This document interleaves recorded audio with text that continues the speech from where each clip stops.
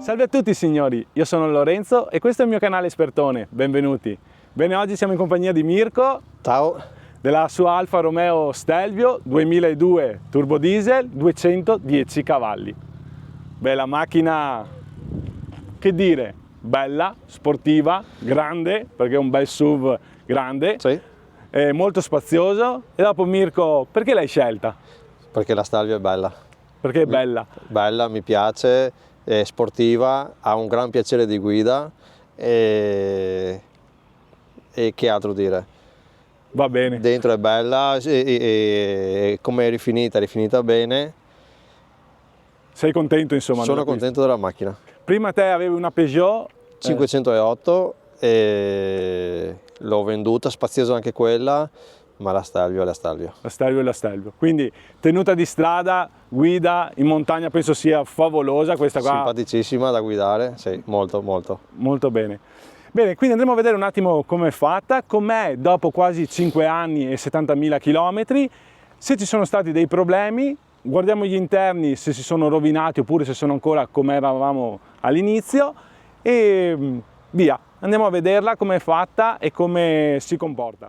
Eccoci qua, partiamo dal davanti che è favoloso, bello, col suo bel scudetto dell'Alfa giusto centrale, bello in vista, molto bello. Ecco, io direi di partire subito, se permettete, da una critica, che sono i fari che sono alogeni ancora. E questo è un peccato per un'auto di questo valore, che comunque non è vecchissima, che ha neanche 5 anni. Non capisco perché il gruppo Fiat non abbia messo subito dei fari a LED, che adesso hanno fatto. Peccato veramente, però comunque per il resto niente da dire. L'auto è bellissima, guardatela esteticamente, molto bella, poi di questo colore nero qui con le pinze freni rosse, molto carina. I cerchi sono da 20, gomma 255 45 raggio 20. Mirko, voglio subito chiederti, con un raggio del genere e una spalla così bassa si sentono tanti le buche, i salti eccetera? E d'altronde sì, la sportività la si sente in strada. Sulle buche sì, la senti, sì. Si sente? Sì. Comunque. Però vabbè, il piacere di guida poi... Però va bene così. Va bene così perché penso che sia un gusto guidarla e basta. Allora, vediamo anche il dietro, molto bello anche questo nero con i vetri oscurati, fa la sua bella figura, e qui abbiamo degli scarichi che sono veri. Cerchiati da questa cornice qua, però gli scarichi sono qua. Torno a ripetere, è un 2002 turbo diesel 210 cavalli e si sentono tutti perché abbiamo fatto una ripresa prima, va molto bene, un bel motore veramente. Bene, ormai che siamo qui guardiamo già il bagagliaio, giusto per vedere quanto spazio c'è all'interno. Si apre, logicamente è un bagagliaio elettrico, Mirko lo apre con la chiave ed eccoci qua. Qui abbiamo, per chiuderlo, direttamente da qua, vedete qua come hanno fatto il tendalino? Resta agganciato per chiudere tutto quanto. Qui abbiamo il subwoofer, se non sbaglio, Mirko, sì. Vero? E questo è il bagagliaio, che penso che per una famiglia sia più che sufficiente. Abbiamo qua per abbattere i sedili, luce a LED, abbiamo la presa 12 volt, il gancio per le borsettine, tutto rivestito in moquette. Poi Mirko ci ha messo questa copertura qua per non rovinarlo, e qui sempre tutto rifinito in moquette e luce LED, doppia luce addirittura, ok? Quindi gancettino anche qui per tirare giù i sedili. I sedili sono 40, 20, 40, quindi potete metterlo giù come volete. E Mirko, un bagagliaio così per la famiglia basta? Noi siamo andati in ferie in 4 persone tranquillamente. Più che sufficiente. Sì. Cioè, derivi da una station wagon, però comunque Sì. molto bene. Beh, il bagagliaio c'è, l'auto è 4,70 m, quindi di spazio ne abbiamo a sufficienza, se non di più. I sedili si possono abbattere anche Ok. dall'interno. Ecco, come vedete possiamo abbatterli anche da qua, come ci diceva adesso Mirko. Tiriamo questa leva e loro cadono giù e possiamo abbatterli anche da qua. È la prima volta sinceramente che lo vedo su un'auto che si possono abbattere anche dall'interno dei posti posteriori. Così vediamo anche già gli interni come sono, sedili completamente tutto in pelle, ok? vedete che non sono rovinati, sono ancora perfetti, nonostante Mirko abbia figli da portare in giro di sicuro, e qua vedo che è ancora tutto perfetto. Ormai che ci siamo, salgo, guardate qua la rifinitura della porta è praticamente perfetta, molto molto bene. E qui vedete anche qua luci a LED anche dietro, e poi la chicca che ha quest'auto, eccolo qua, è il tettuccio apribile completamente fino a dietro,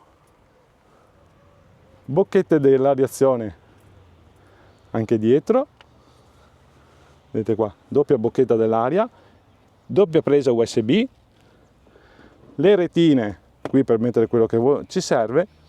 Adesso il sedile è impostato sull'altezza di Mirko, io adesso giro la telecamera e vedete che ci sto tranquillamente, nonostante ci sia il tettuccio apribile che porta via un po' di spazio. In 5 si sta seduti comodo, no Mirko? Sì, sì. Tranquillamente, e molto bene, nonostante ci sia il tettuccio. Io sono alto 1,80 m, Mirko è un 1,78 m, Sì. e il sedile, comunque guardate, di spazio ce n'è a sufficienza. Molto bene. Eccoci qua, siamo saliti in auto. Questa è la plancia vista da dietro, guardate che bella. Molto ben rifinita, tutta pelle dappertutto, cuciture a vista e tutto quello che si può dire. Clima automatico, vedete lì il display. Cambio automatico, vedete qua, con il selettore del DNA, che serve appunto per metterla in dinamica, se non sbaglio, sportiva, oppure... E poi abbiamo tutte le regolazioni, la manopola qui per comandare il nostro display, che è lì. Infatti ho visto adesso Mirko che stava abbassando il volume e lo comanda sempre da questa posizione qua. Molto comodo avere ancora i tasti non touch, ma dei comandi veri fisici. Sì, molto molto bene. Poi volevo farvi vedere adesso il tettuccio apribile, visto da qui. Vedete che va fino in fondo con la retina, eccola qua. Secondo me questa è proprio una chicca avere il tettuccio apribile. Mi immagino sui lunghi viaggi, vedere il panorama anche dall'alto è bello, soprattutto magari se si va in montagna, eccetera. Adesso andiamo a vedere un attimo il cruscotto. Vedete, tutto analogico, che secondo me è molto più sportivo così che se non vedere un cruscotto interamente digitale, a me piace tantissimo. E qua abbiamo il nostro display. Mirko, inizia a dirci se hai avuto dei problemi con quest'auto. Ho avuto 3 problemi. Uno, il FAP. Ho avuto un problema con la valvola EGR che la risolveremo domani, e praticamente non mantiene i 900 giri costanti, ma va su a 1000 e poi ritorna giù a 900, ma è un problema Conosciuto? Sì, conosciuto e semplice da sistemare. E poi c'è una guarnizione sulla scatola dell'olio che perde di pressione la macchina, soprattutto d'inverno e meno in estate, e anche questa domani verrà risolta. Però qui mi dicevi che per risolverla ci sono ore e ore di lavoro. Sì, parlano di 10 ore di lavoro, perché devono smontare giù l'asse anteriore e aprire la scatola dell'olio, e per un costo di 700 euro. Beh, insomma, non è poco, insomma, però magari in caso chi ce l'ha o chi vuole acquistarla, fatela controllare prima di acquistarla, penso. Esatto, sì. Se possono fare un check del tutto, ecco. Sì. Comunque sono cose già riconosciute, e quindi anche la concessionaria è gentilissima, mi viene incontro anche sulla spesa. Bene, molto bene. Questo è bene anche dirsi, perché comunque ci sono ancora gente che lavora come si deve. Bene. E questi sono stati i problemi. E tutti i pro invece dell'auto, che visto che siamo dentro e l'auto si gode da dentro, insomma. Che dire, il cambio, il ZF 8 rapporti, bellissimo. E risponde subito, praticamente è molto intelligente. E stabilità, mi è successo che è scivolato un momento, ma ha ritenuto subito la strada. Gli assistenti alla guida molto validi, anche se il mantenimento di corsia ti fa solo l'avviso e però non ti rimette in careggiata. E per una macchina sportiva forse è la cosa più bella, perché praticamente sulle macchine sportive fino a qualche anno fa il mantenimento di careggiata ti segnavano soltanto, non ti mettevano non ti metteva la macchina in careggiata, e questo sulle macchine sportive questo è il massimo.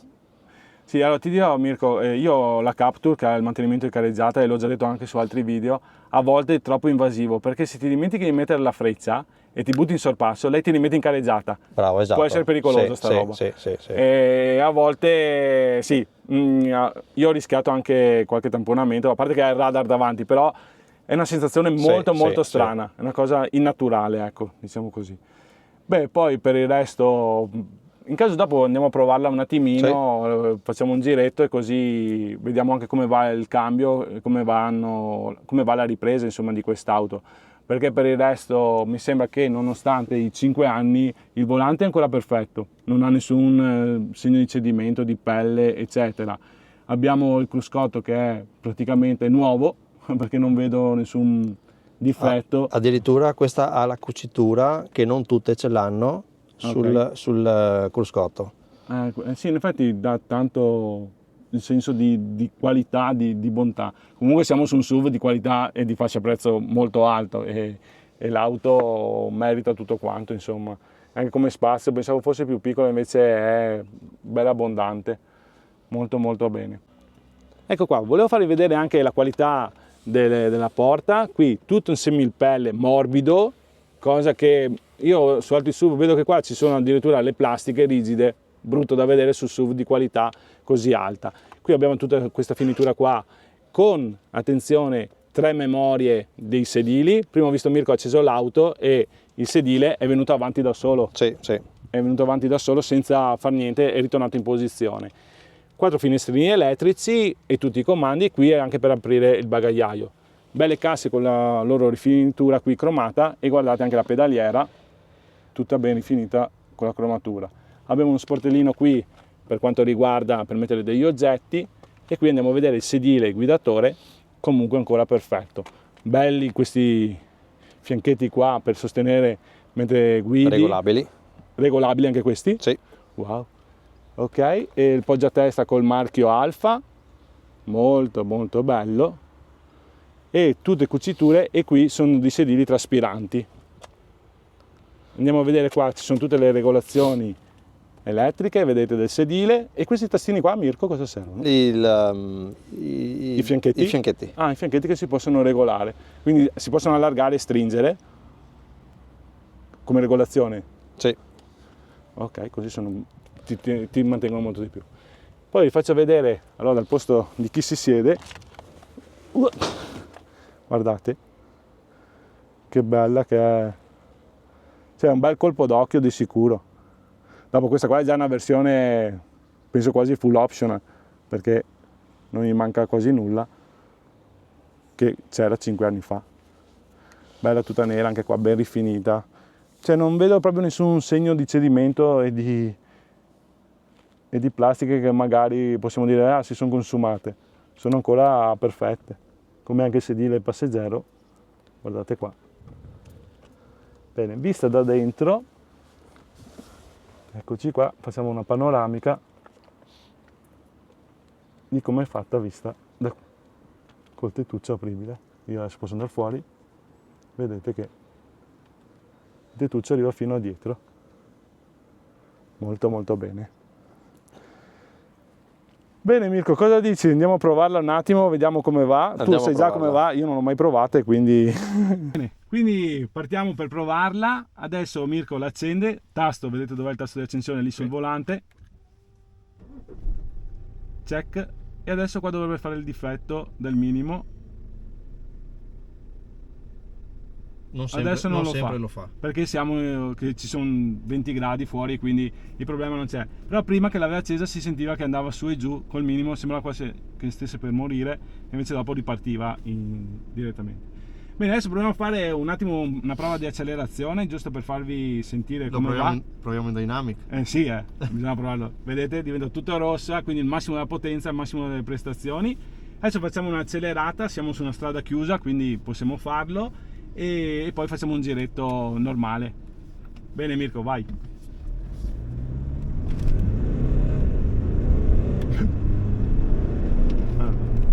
Che accelerazione, oh. Anche il cambio super veloce, molto bene. Adesso andiamo a fare un giretto e così vi facciamo vedere com'è a guidarla.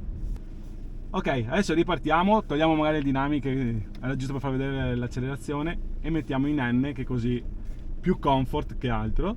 Comunque le prestazioni ci sono sempre, no Mirko? Sì, Trovi che... sì. Bene, adesso siamo su una rotonda.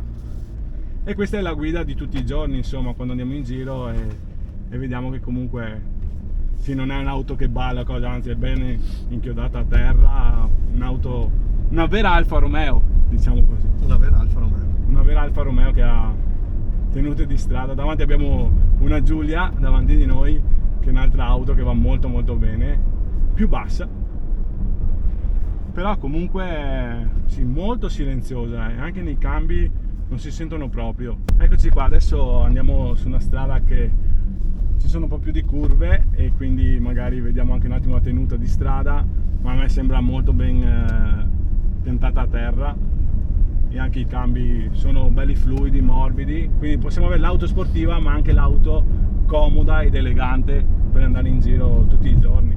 I consumi, Mirko, non abbiamo parlato, ecco.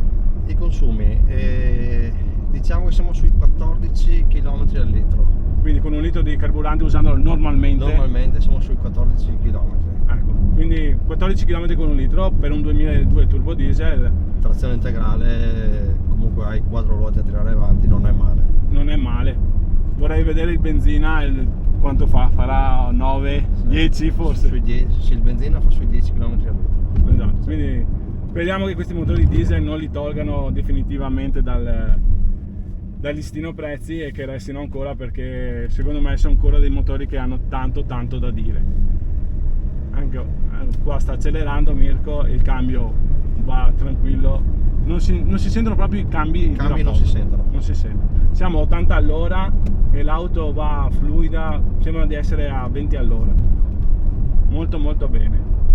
E il bello di questa macchina è che sei su un SUV, ma è come essere su una berlina. Sì, perché anche proprio, sì, siamo seduti alti, vediamo, abbiamo però la tenuta... La tenuta è come essere su una berlina. Sì, veramente. Infatti penso che te dalla Peugeot che avevi familiare, che era bassa, a questa qua come tenuta di strada ci siamo. Sì, è tutto un altro mondo. Sì. Perché comunque, torno a ripetere, è una vera Alfa. Qui hanno fatto proprio un ottimo lavoro e penso che tutti lo possono dire di questa Alfa. Molto bene. Bene, adesso torniamo dove abbiamo iniziato il video, tiriamo le conclusioni. Dei consumi abbiamo parlato, dei problemi abbiamo parlato, dei pro abbiamo parlato, perché comunque è un'auto veramente fantastica, e basta, penso che abbiamo detto tutto quello che c'era da dire. Abbiamo fatto fare un giretto con noi e così, se volete vedere come va, eccoci qua. Bene, eccoci qua, abbiamo fatto un bel giretto, avete visto che l'auto spinge, comunque si sentono i 210 cavalli, 0 a 100 mi sembra ci mette 6,6, sì, 6,7, una cosa del genere, e si sente tutta la spinta molto bene. Ci siamo dimenticati di parlare degli ADAS, che comunque l'auto è completa di tutto. Qui abbiamo la telecamerina che controlla la nostra careggiata, eccetera. Qui sotto abbiamo il radar di anticollisione, e poi è completa di tutto quello che può servire, insomma. L'auto io la vedo ancora perfetta, anche come carrozzeria, come colori, molto bene, nonostante i 5 anni che possono sembrare pochi, ma secondo me 5 anni per un'auto sono già un po' di strada, insomma, che cambiano. Bene, io ringrazio Mirko per avermi aiutato e per avermi... diciamo così, siamo venuti qua una domenica mattina a fare questa recensione e per aver dedicato del tempo. Se il video vi è piaciuto mettete un like, iscrivetevi al canale, perché così almeno devo, insomma, pagare Mirko a fine mese, se no qua non riusciamo a pagarlo. È gratuito, signori, iscrivervi, basta che premete il tasto iscriviti e già il gioco è fatto, e mi ha aiutato tantissimo a me a portarvi altri contenuti. E poi, se vi piace, attivate le notifiche, che così quando arrivano dei nuovi video vedete subito il video in anteprima. Signori, grazie a tutti e arrivederci. Ciao a tutti.